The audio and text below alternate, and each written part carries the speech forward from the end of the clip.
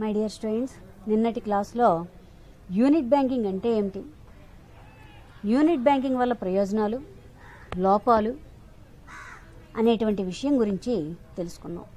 ఈరోజు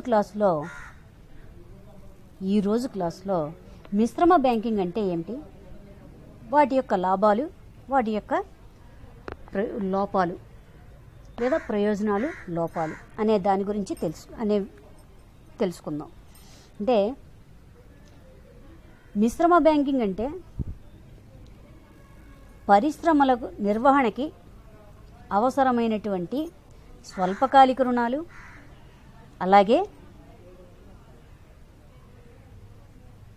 యంత్రాలు కొనుక్కోవడానికి, భవనాలు నిర్మించుకోవడానికి, ఇలాంటి వాటికి 10 నుండి 20 సంవత్సరాల కాలపరిమితి ఉండేటువంటి దీర్ఘకాలిక రుణాలు అనేటువంటివి అవసరమవుతూ ఉంటాయి.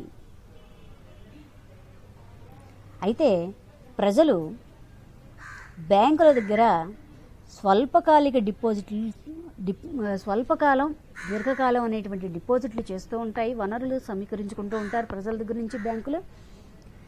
కాబట్టి ప్రజలు తమ దగ్గర ఉంచినటువంటి స్వల్పకాలిక డిపాజిట్లతో బ్యాంకులు వ్యాపారం చేయడం అనేటువంటిది జరుగుతూ ఉంటుంది. కాబట్టి డిపాజిట్లు అడిగినప్పుడే చెల్లించాలి. కాబట్టి వాణిజ్య బ్యాంకులు స్వల్పకాలిక రుణాలు మాత్రమే ఇవ్వవలెననే సిద్ధాంతం. వాణిజ్య బ్యాంకులు స్వల్పకాలిక రుణాలు మాత్రమే ఇవ్వవలననేటువంటి సిద్ధాంతం ఉంది. సిద్ధాంతాన్ని చాలా దేశాల్లో దీన్ని అనుసరిస్తున్నారు. కానీ కొన్ని దేశాల్లో దీర్ఘకాలిక రుణాలని కూడా ఇస్తున్నాయి. కొన్ని దేశాల్లో వాణిజ్య బ్యాంకులు దీర్ఘకాలిక రుణాలని కూడా ఇస్తున్నాయి. అంటే వాణిజ్య బ్యాంకుల్లాగే ఈ వాణిజ్య బ్యాంకులు కూడా స్వల్పకాలిక, దీర్ఘకాలిక రుణాలు ఇచ్చే పద్ధతినే మిశ్రమ బ్యాంకింగ్ అంటాం. వాణిజ్య బ్యాంకులే స్వల్పకాలిక, దీర్ఘకాలిక రుణాలు ఇచ్చేటువంటి పద్ధతినే మిశ్రమ బ్యాంకింగ్ అంటాం.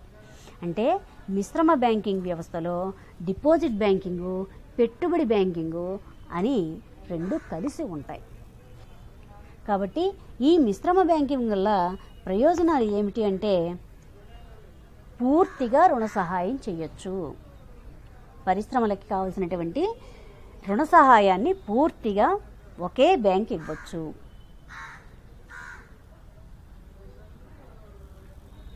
రెండోది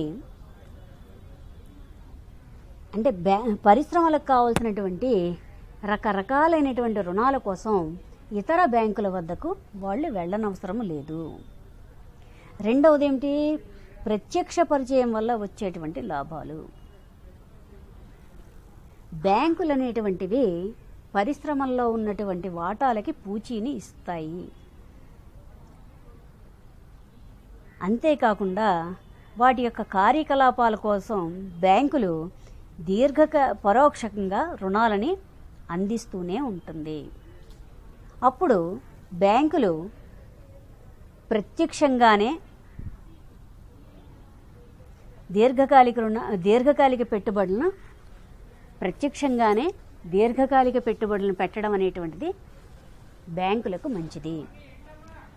అంటే దీర్ఘకాలిక రుణాలు ఇచ్చినటువంటి కంపెనీ డైరెక్టర్లు దీర్ఘకాలిక రుణాలు ఇచ్చినటువంటి కంపెనీ డైరెక్టర్లలో ఒక ప్రతినిధిని నియమించి దాని పరిస్థితులు ఎప్పటికప్పుడు తెలుసుకుంటూ నష్టాలు రాకుండా బ్యాంకులు జాగ్రత్త పడతాయి. అలాగే మార్గదర్శకంగా కూడా ఉంటాయి బ్యాంకులు. ఎందుకంటే కంపెనీ పెట్టుబడులు ప్రజలకు మార్గదర్శకంగా ఉంటాయి. కాబట్టి కంపెనీల్లో పెట్టుబడి పెట్టడానికి ప్రజలు ముందుకొస్తారు. ఎందుకంటే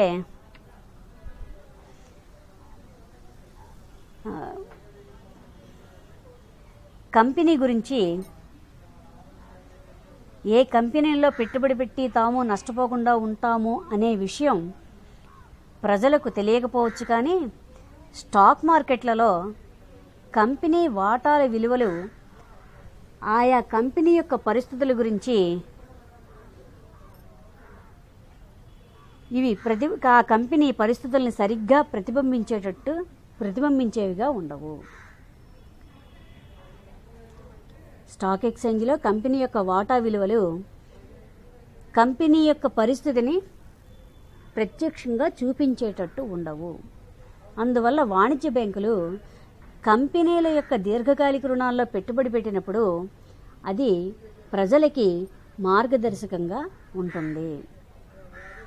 ఇంకా కంపెనీ వాటాలు డిబెంచర్లని అమ్మచ్చు. ఎందుకంటే వాణిజ్య బ్యాంకులు కంపెనీల్లో దీర్ఘకాలిక పెట్టుబడులు పెట్టినప్పుడు ఆ కంపెనీలపై ప్రజలకి ఒక విశ్వాసం అనేటువంటిది ఉంటుంది. కాబట్టి వాటాలని డిబెంచర్లని ప్రజలకి కంపెనీ వారు అమ్మినప్పుడు ప్రజలు ధైర్యంగా కొంటారు. అప్పుడు కంపెనీలకి వనరులు అనేటువంటివి వస్తాయి. ఇంకా వాటాదారులకి ప్రజలకి ప్రయోజనంగా ఉంటుంది. ఈ దీర్ఘకాలిక స్వల్పకాలిక రుణాలు ఇవ్వడం వల్ల వాటాదారులకి, పారిశ్రామిక సంస్థలకి దీర్ఘకాలిక రుణాలు, స్వల్పకాలిక రుణాలు ఇవ్వడం వల్ల ప్రజలకి ప్రయోజనకరంగా ఉంటుంది. అంటే కంపెనీ నిర్వహణ విషయంలో శ్రద్ధ పెట్టనేటువంటి వాటాదారులు, కంపెనీ నిర్వహణ విషయంలో శ్రద్ధ చూపనేటువంటి వాటాదారులు, అలాగే కంపెనీలలో కలగజేసుకోలేనటువంటి ఇతర వ్యక్తులకి కంపెనీ నిర్వహణలో వాటికి వనరులను కంపెనీ నిర్వహణలోనూ అలాగే వాటికి వనరులు సమకూర్చడంలోనూ బ్యాంకులు తీసుకునేటువంటి శ్రద్ధ ఎంతో ఉపయోగకరంగా ఉంటుంది. అలాగే కంపెనీ స్థాపించడం, వాటిని నిర్వహించడం, వాటి వల్ల వచ్చేటువంటి సమస్యలను తెలుసుకోవడం, అలాగే ఏవైనా సమస్యలు ఉంటే ఆ సమస్యలకి సలహాలు ఇవ్వడం, ఇవన్నీ కూడా బ్యాంకులు చేయొచ్చు కూడా, ఇవ్వచ్చు కూడా. అంటే పరిశ్రమలకి స్వల్పకాలిక రుణాలు ఎలాగూ బ్యాంకులు ఇస్తున్నాయి కాబట్టి వాటి వల్ల వచ్చేటువంటి సమస్యలు తెలుస్తాయి కనుక దేశవ్యాప్తంగా ఉన్నటువంటి వాటి బ్రాంచీల ద్వారా పారిశ్రామిక వాతావరణాన్ని అంచనా వేయొచ్చు బ్యాంకులు. అందువల్ల దీర్ఘకాలిక రుణాలు ఇచ్చే బాధ్యత కూడా దీర్ఘకాలిక రుణాలు ఇచ్చేటువంటి బాధ్యతను కూడా బ్యాంకులు స్వీకరించి కంపెనీ యొక్క నిర్వహణని మనం మంచి అభివృద్ధిలోకి తీసుకురావచ్చు. ఇంకా వాణిజ్య బ్యాంకుల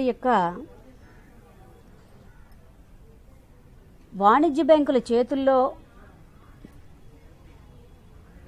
వాణిజ్య బ్యాంకుల నుంచే పరిశ్రమలకి ఎక్కువ వనరులు వస్తాయి, అధిక వనరులు వస్తాయి.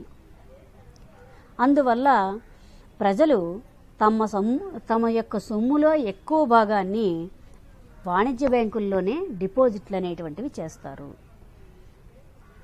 కాబట్టి కంపెనీ వాటాలు డిబెంచర్లు ఎక్కువగా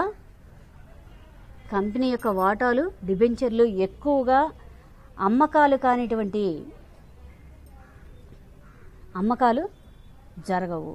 అందువల్ల బ్యాంకులు దీర్ఘకాలిక పెట్టుబడి కూడా పరిశ్రమలకు సమకూరిస్తే,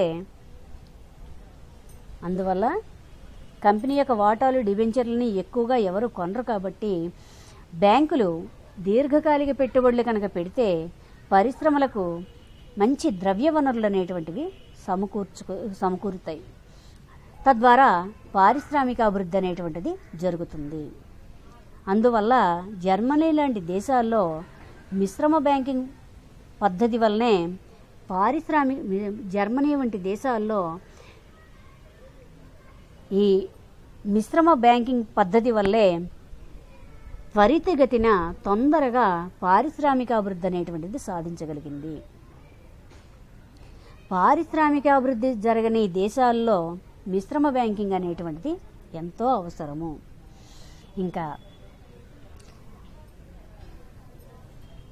ఏమంటున్నాడు, ప్రజల నుంచి వచ్చేటువంటి వనరులు, ప్రజల నుంచి కంపెనీలకు వచ్చేటువంటి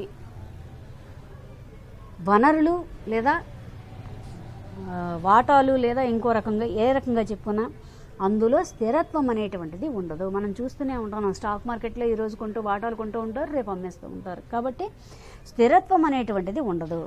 కాబట్టి ప్రజల నుండి డైరెక్ట్గా వచ్చేటువంటి వనరులు ఎప్పుడూ కూడా ఒక స్థిరమైనటువంటి రేటులో లభించవు. ఎందుకంటే ప్రజల యొక్క ఊహలు ఎప్పటికప్పుడు మారిపోతూ ఉంటాయి. అందువల్ల బ్యాంకులు దీర్ఘకాలిక పెట్టుబడుల్లో పాల్గొంటే కంపెనీకి మంచి వనరులను ఇచ్చి, కంపెనీకి కావాల్సినటువంటి రుణాలను ఇచ్చి పారిశ్రామిక రంగం అభివృద్ధి చేయడానికి అవకాశం ఉంటుంది. అయితే మిశ్రమ బ్యాంకింగ్ వల్ల లోపాలేంటి? ఇన్ని ప్రయోజనాలు ఉన్నప్పటికీ కొన్ని లోపాలు కూడా ఉంటాయి. ఏమిటది అంటే లిక్విడిటీ అనేటువంటిది దెబ్బతింటుంది. ఎందుకంటే ప్రజలు అడిగిన వెంటనే చెల్లించే షరతుతోటే బ్యాంకుల్లో డిపాజిట్లు చేస్తారు అని చెప్పాం. కాబట్టి వాళ్ళు ఎప్పుడు అడిగితే అప్పుడు సొమ్ముని చెల్లించవలసినటువంటి బాధ్యత బ్యాంకుల మీద ఉంది. కాబట్టి బ్యాంకు నిధులలో ఎక్కువ భాగం స్వల్పకాలికమైనటువంటి వనరులే ఉంటాయి. కాబట్టి వీటిని దీర్ఘకాలిక రుణాలుగా కనుక మనం ఇస్తే డిపాజిటర్లు అడిగిన వెంటనే మనం ఆ సొమ్ముని చెల్లించేటువంటి శక్తి బ్యాంకుల దగ్గర ఉండకపోవచ్చు. అప్పుడు బ్యాంకు అనేటువంటిది నిర్వహించడం అనేటువంటిది, బ్యాంకుల్ని నిర్వహించడం అనేటువంటిది కష్టమవుతుంది. ఇది ఒక పెద్ద లోపం. రెండవది, బ్యాంకులు నష్టాలకు గురి కావాల్సినటువంటి పరిస్థితి ఒక్కొక్కసారి ఉండొచ్చు. ఎందుకంటే ఆర్థిక మాంద్యం కనుక ఏర్పడితే పరిశ్రమలకి నష్టాలు అనేటువంటివి వస్తాయి. అప్పుడు కంపెనీ యొక్క వాటాలు, డిబెంచర్ల యొక్క విలువ పడిపోతుంది. తద్వారా బ్యాంకులు పెట్టినటువంటి పెట్టుబడి కూడా నష్టపోవలసినటువంటి పరిస్థితి వస్తుంది. అంచనా వ్యాపారం కనుక చేస్తే బ్యాంకులకి నష్టం వస్తుంది. ఈ విషయాన్ని మనం బ్యాంకులు పెట్టుబడి పెట్టేటప్పుడు ఆలోచించాలి అని చెప్పాం. అదే ఇది కూడా. అంటే ఆర్థిక మాంద్యం, ఆర్థిక ముమ్మరంలో, అంటే వ్యాపార సంస్థలో విత్తం బాగా ఉంటే కనుక పరిశ్రమలకు లాభాలు వస్తాయి. అలాగే పరిశ్రమల యొక్క వాటాల యొక్క ధరలు కూడా పెరుగుతాయి. అలాగే లాభాలు కూడా వస్తాయి. అయితే అప్పుడు ఈ లాభాలు రావడం వల్ల బ్యాంకులు పారిశ్రామిక వాటాలని కొనాలి అనుకుంటారు, వాటికి పెట్టుబడి పెట్టాలి, వాటికి రుణాలు ఇవ్వాలి అనుకుంటారు. దీనినే అంచనా వ్యాపారం అంటాం, స్పెక్యులేషన్ అంటాం. కాబట్టి ఒక్కొక్కసారి అనుకోని పరిస్థితులు కనుక ఆ సంస్థకి సంభవిస్తే, ఆర్థిక మాంద్యం కనుక ఏర్పడితే, లేదా ఒడిదుడుకులు కనుక వస్తే కంపెనీ యొక్క వాటాలు తగ్గిపోతాయి, కంపెనీ యొక్క వాటాలు ధరలు తగ్గిపోతాయి. కాబట్టి బ్యాంకులు నష్టపోవలసినటువంటి పరిస్థితి వస్తుంది. అయితే మనం ఇందాక చెప్పుకున్నట్టుగా బ్యాంకులు దీర్ఘకాలిక పెట్టుబడులు పెడతారు. కాబట్టి కంపెనీ యొక్క డైరెక్టర్లో బ్యాంకుకు సంబంధించినటువంటి ఒక వ్యక్తిని నియమించుకుంటారు అని చెప్పాం.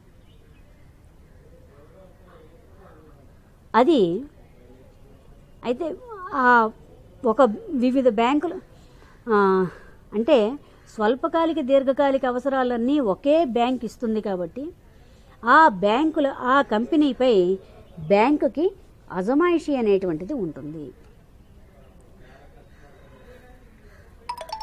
అందువల్ల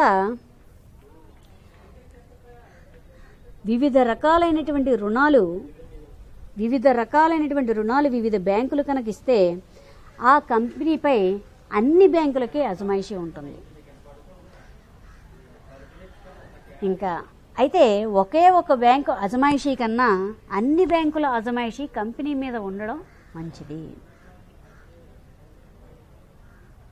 ఇంకా ఓవర్ లెండింగ్, మితిమీరినటువంటి పెట్టుబడి ఒక్కొక్కసారి జరగచ్చు. ఓవర్లుక్లో ఎక్కువ పెట్టుబడి పెట్టచ్చు. మితిమీరిన పెట్టుబడి అంటే కంపెనీలో దీర్ఘకాలిక పెట్టుబడులు పెట్టినప్పుడు ఆ కంపెనీకి కావలసినటువంటి స్వల్పకాలిక రుణాలు ఇవ్వవలసిన దానికన్నా ఒక్కొక్కసారి ఎక్కువ రుణాలు ఇవ్వవలసి ఉండవచ్చు. ఎందుకంటే బ్యాంకు ఆ కంపెనీలో పెట్టినటువంటి పెట్టుబడి ఆ కంపెనీలో విచక్షణారహితంగా పెట్టినటువంటి పెట్టుబడి నుండి బయటకు రావాలి అంటే ఈ రుణాలు ఇవ్వాల్సినటువంటి పరిస్థితి రావచ్చు. అయితే ఇన్ని లోపాలున్నప్పటికీ మిశ్రమ బ్యాంకింగ్ వ్యవస్థని చాలామంది సమర్థించారు. ఈ ఉన్నటువంటి లోపాలని మనం ఈజీగా ఎదుర్కోవచ్చు. ఎందుకంటే మనకి కావాల్సినటువంటి బ్యాంక్ అంటే మనం అంటే ఇక్కడ ఎవరంటే మిశ్రమ బ్యాంకుకు కావాల్సినటువంటి మూలధనాన్ని రిజర్వులని ఉంచుకుంటే కనుక ప్రమాదం నుండి బ్యాంకులకి నష్టాలు రాకుండా ప్రమాదం నుండి తప్పించుకోవచ్చు. కాబట్టి పారిశ్రామిక ప్రగతిలో వాణిజ్య బ్యాంకులు కూడా పరిశ్రమలు అభివృద్ధి చెందాలి అంటే వాణిజ్య బ్యాంకులు కూడా ప్రధానమైనటువంటి పాత్ర పోషించాలి అనేటువంటి అభిప్రాయం మిశ్రమ బ్యాంకింగ్ వ్యతిరేకించేటువంటి ఇంగ్లాండ్ లాంటి దేశాల్లో కూడా దీన్ని అమలు చేస్తున్నారు. కాబట్టి ఆర్థికాభివృద్ధిలో ముందు ఉండాలి అంటే ప్రతి దేశానికి పారిశ్రామిక విత్త విభాగాలు అనేటువంటి వాటిని సంఘటితం చేయాలి అని చెప్పడం జరిగింది.